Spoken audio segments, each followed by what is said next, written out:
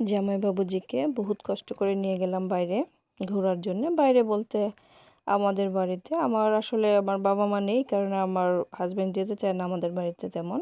এটা ছিল আমার বড় ভাইয়ের বাড়ি। ওইখানে আমরা গিয়েছিলাম। ওকে খুব জোর করে নিয়ে যেতে হয়। ওরও দাওয়াত দিয়ে গেল, খুব রিকোয়েস্ট করে গেল, অনেকবার ফোন দিয়েছিল। এই কারণেই যাওয়া। আমার হাজব্যান্ড খুব একটা যেতে চায় না, তারপর জোর করে নিয়ে গেলাম। তো ওই দিন আমরা খুব ঘোরাফেরা করলাম, খাওয়া দাওয়া করলাম, মজা করলাম। দিনটা খুব ভালো কেটেছিল। তারপর যাওয়ার পরপরই আমাদেরকে নাস্তা দিল, আমাদের নরসিংদীর ঐতিহ্যবাহী ফুল পিঠা। জামাই খুব আশ করে খাচ্ছে। আমাদের যাওয়ার কথা ছিল 9টা বাজে, কিন্তু আমরা গিয়েছি 1:30টা বাজে। তো 1:30টা বাজে এরা খুব রাগ করে আমাদেরকে নাস্তা দিল। তো বাসার মধ্যে বানিয়েছিল চাউলের রুটি মাংস দিয়ে খাওয়ার জন্য, আমাদেরকে দিল চাউলের রুটি মাংস দিয়ে খাওয়ার জন্য। খাচ্ছি আমরা। সাথে ছিল বাসায় বানানো চিতল পিঠা, ওইটাও খাচ্ছি। ভালোই চিতল পিঠা হয়েছিল।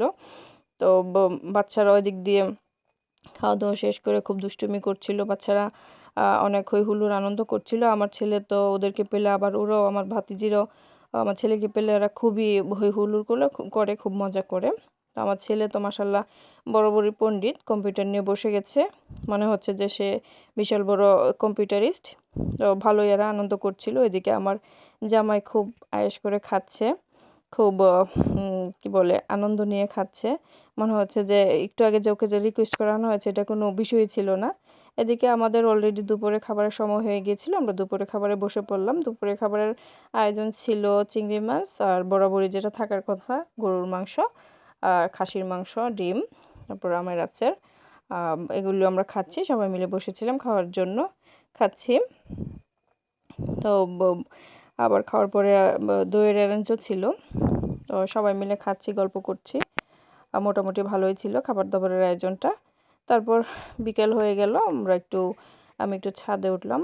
আমার যেই ভাবির যেই ছাদটা আছে ওইটা উনি খুব ভালো করে সাজিয়েছেন, খুব সুন্দর করে, অনেকটা গার্ডেনের মতো।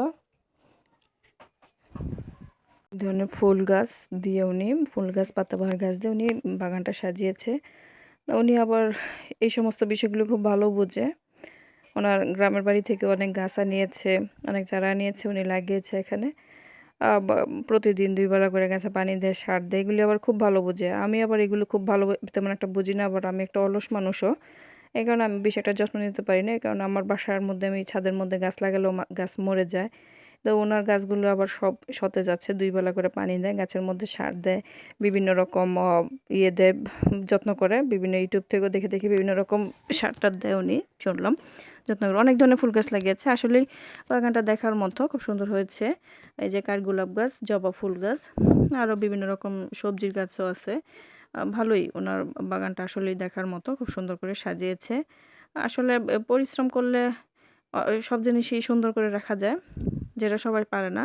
তো আমি আবার একটু ঢং করে ছাদের মধ্যে একটু ভিডিও করলাম, ছবি তুললাম, একটু ঘোরাঘুরি করলাম। ওয়েদারটা ভালো ছিল, এই কারণে ভালোই লেগেছিল, গরম লাগেনি তেমন। সব মিলিয়ে ভালো ছিল।